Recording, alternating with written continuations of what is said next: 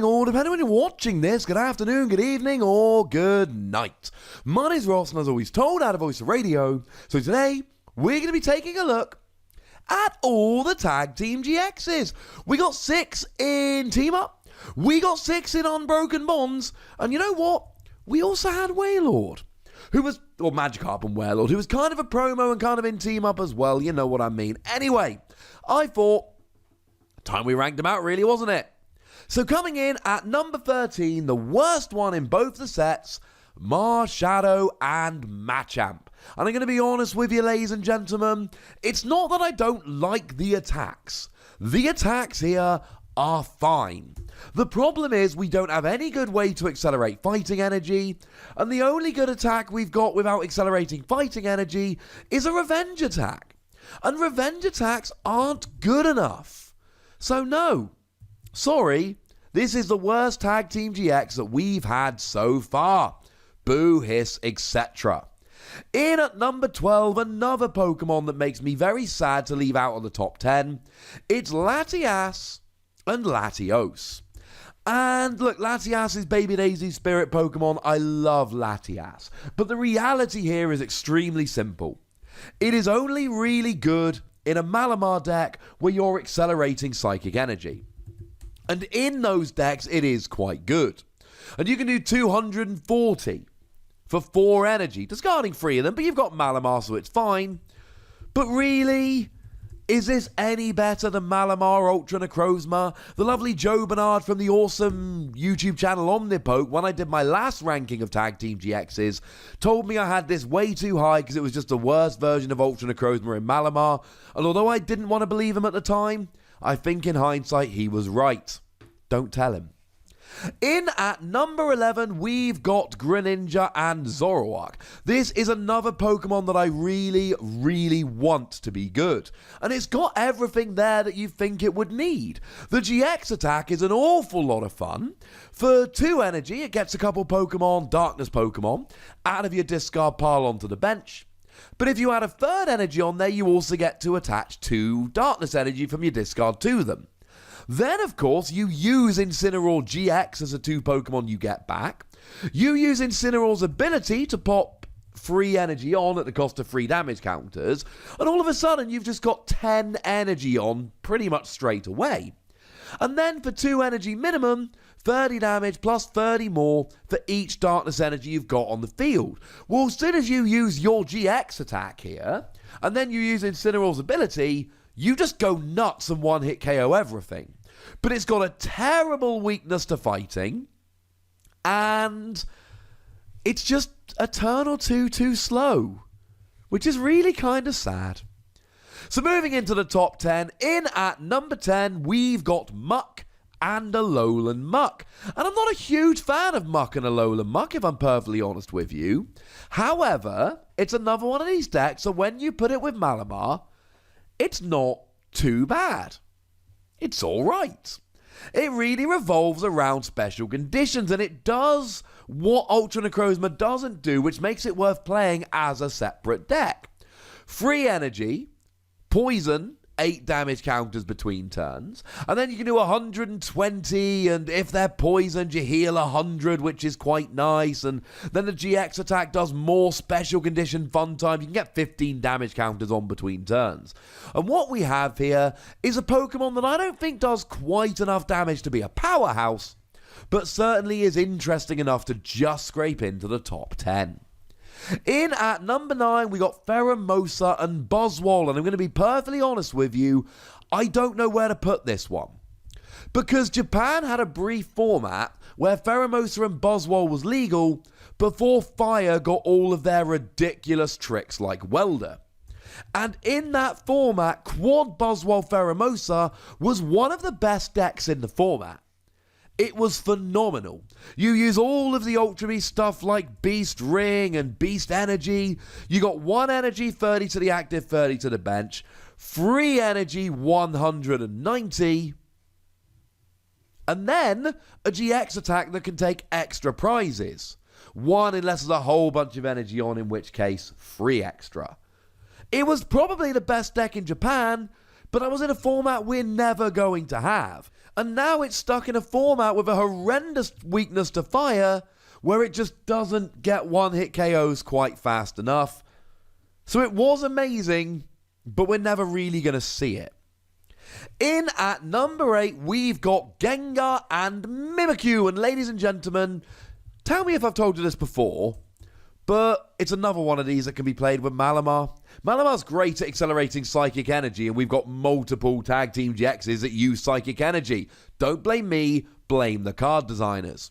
But what we have here, 2 energy, 50 damage for each trainer card in your opponent's hand, plus a GX attack that can stop your opponent playing any cards while forcing them to draw to 7 and letting you draw to 7.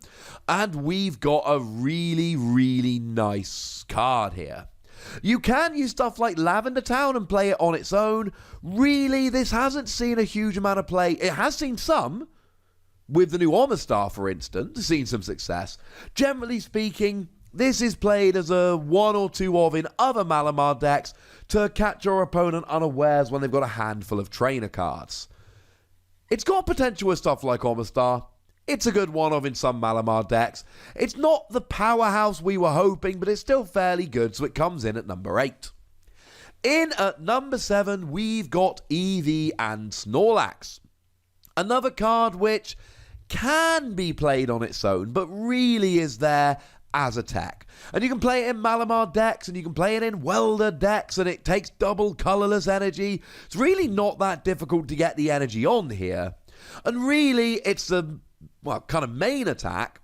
4 energy, 240 to an evolved Pokemon. It will get almost everything. You'll get the odd 250 HP Pokemon like Metagross, but most of them aren't seeing really any play at all anyway. It's not really great against basics. I do like the GX attack that does 210 and draws till you got 10 cards in hand. But really, I like this as a tech in any deck with energy acceleration to take out evolved Pokemon. Of course, it also has that really bad fighting weakness, which is a little bit of an issue. In at number 6, we've got Lucario and Melmetal. Now, don't get me wrong, Lucario and Melmetal can be a deck in and of itself, and it has seen play and success in Japan as a deck on its own. Obviously, Unbroken Bonds isn't legal for tournament play for just over a week as you watch this. However, it has been legal in Japan, so we know what we're getting. And look, double colorless energy, 50 damage, and you get to accelerate energy is fine. 4 energy, 150 is fine. The reason it makes it into the top half of this list, however, is for a single colorless energy, all of your metal Pokemon take 30 less damage for the rest of the game. So really, in any metal deck now, you want to be playing one of these just to use an early GX attack, and then sit there enjoying the extra protection. It's kind of like having a metal frying pan on all of your Pokemon that cannot be removed, and then you can also put a metal frying pan on. It's kind of good. Moving into the top 5, we start off with Celebi and Venusaur. A card that I did not like very much when I first saw it, but would you believe it, it keeps getting better. You heal with stuff like Life Forest Prism Star and the Shaman from Lost Thunder, and then you just sit there. And you use special conditions, and you stall. It is significantly worse with all the fire stuff that's around at the moment. But the fact of the matter is, whereas Buzzwole and Pheromosa was always a little bit of a rush Pokemon that needed to get out nice and early, this is still vulnerable to those fire decks, but can basically sit there toe-to-toe against almost anything else. And I do think it's got a bit more staying power. I think maybe putting it at number 5 is a little bit generous, but then again, Lucario and Melmetal's got the same weakness anyway. I do like it. It's a good blocking deck, but it was good in our format initially, whereas Buzzwole and Pheromosa will never, well, at least as it looks at the moment, never be good outside of Japan. And then I think there's a little bit of a gap, and I think 3 and 4 are a step above. In at number 4, we've got Magikarp and Wailord. And look, one of the best things about this is that it's got 300 HP. And you can just sit there and go, boom, I've got 300 HP, good luck knocking me out. And that's a good use for the card. But because we've got Quagsire and Naganadel, this is actually a legitimate attacker in and of itself. And for that reason, it really is a fairly phenomenal card.